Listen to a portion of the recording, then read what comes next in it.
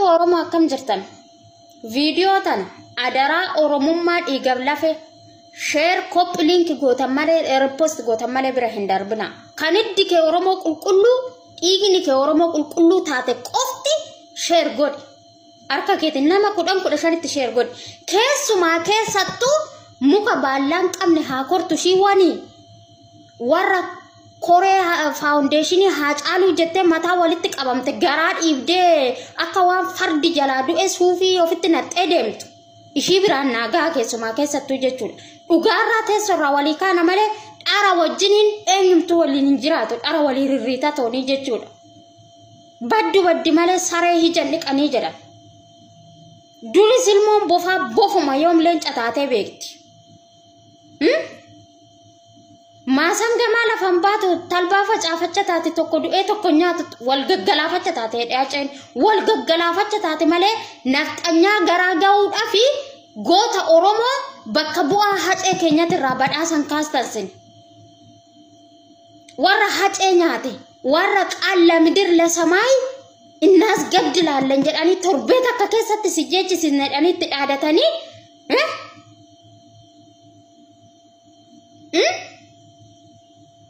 Akkumanti dhaalita san torbeet akkitti keessatti galaafatanii nutti agarsiisan garaa ga'uudhaa fi badhaasaan du'alam gosaa kaastanii jechuudha. Raammoo gadii nama lama sadii asirraa wacceedhaaf si sodaatanii bogbaaqota haadha raawu. Biyyoo nyaadhaa biyyoo hacee nyaate san nyaadhaa biyyootti sinaamaku jiraa keessanii mannaa du'aa Haacaaluu Hundeessaan wayya.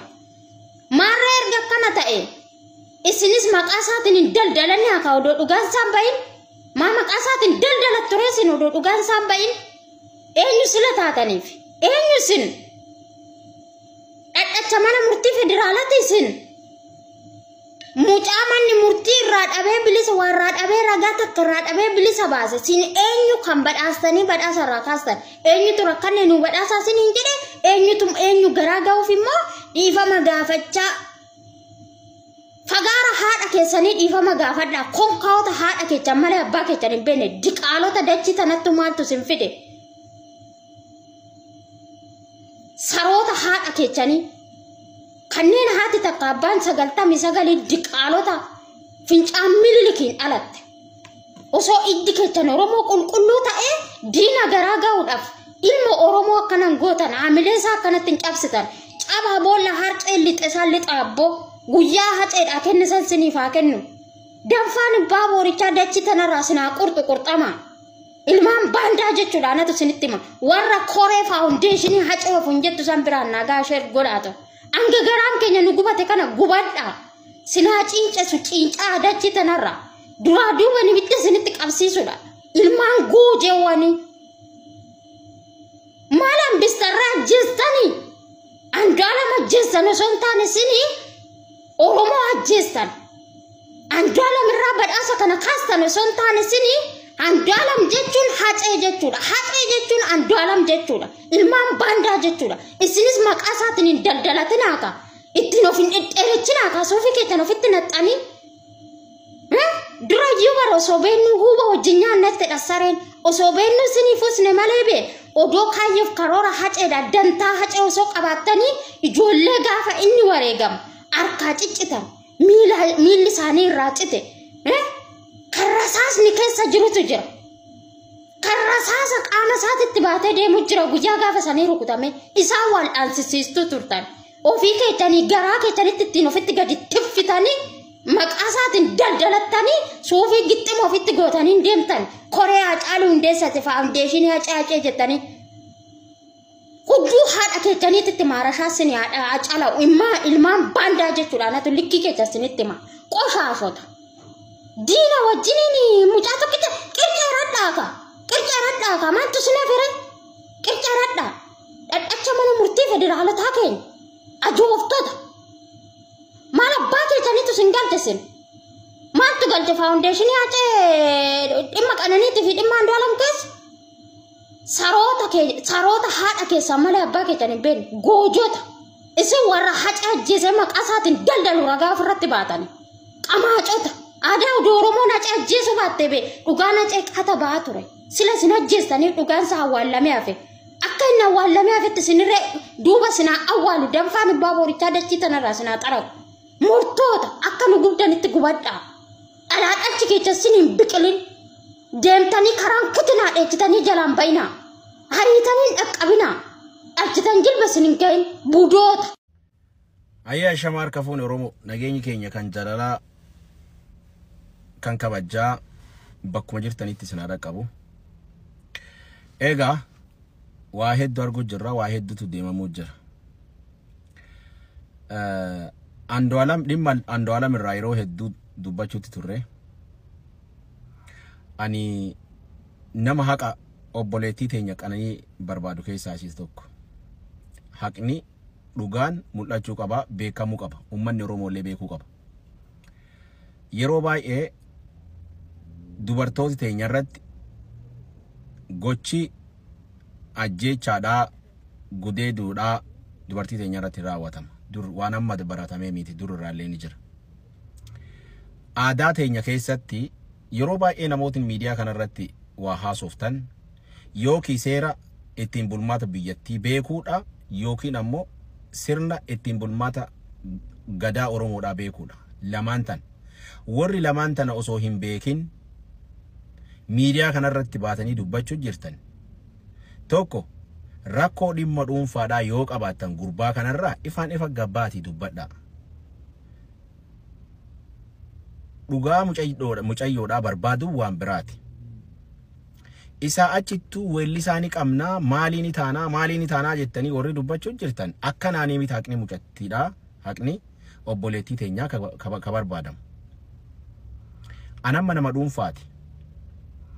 Miidiyaa kana waliin arguu jirra, miidiyaa kanallee waliin fayyadamna. Osoo gaman hin dhufiniin dura gara miidiyaa kana osoo hin dhufiniin dura meetas gabbaa laala wanni kun uumame Andu'aalam haa ajjeesu haa baatu. Obboleettii teenya dhabnee jirra. Dhimmi kana seera qabate. Warri seeraa gocha yakka lubbuu ajjeechaa obboleettii teenya irratti raawwatame kana hanga qoratee calalee ajjeestee jirta jedhee yookiin murtii itti kennee noo lakki waan kana keessa harkaan qabdu jedhee yoo baase waliin arginaa meetaa miidiyaa kanarraa jechaa turre nuti. Torban kana keessa viidiyoo arma duraan argamne suuraa arman duraan argamnetu dhalatee yookiin ammoo as bahee argame. TikTok ishiillee itti fayyadamuu jiran. Suuraan sun yookiin ammoo viidiyoon sun yeroo inni mana murtiitti deddeebi'ee gaafatamu maaliif warra poolisiitiif yookiin ammoo mana murtiitiif kennamuu dhabe. Sunis gaafii kiyya qofa osoo hin taane gaafii namoota hundaati. Suuraan amma argame kun jechuudha. Poolisiin mana jireenya yookiin ammoo bakka mucayyoon itti ajjeefamte irraa kaasee naannoo san guutumaan guututti sakatta'ee forensiikii wajjin wal qabsiisee qorannoo dhiigaa waliin wal qabsiisee ji'oottan sadiif waan beeytanii kaan nuti asumarraa dubbanna malee waan dalagaaruu qaba warri seeraallee.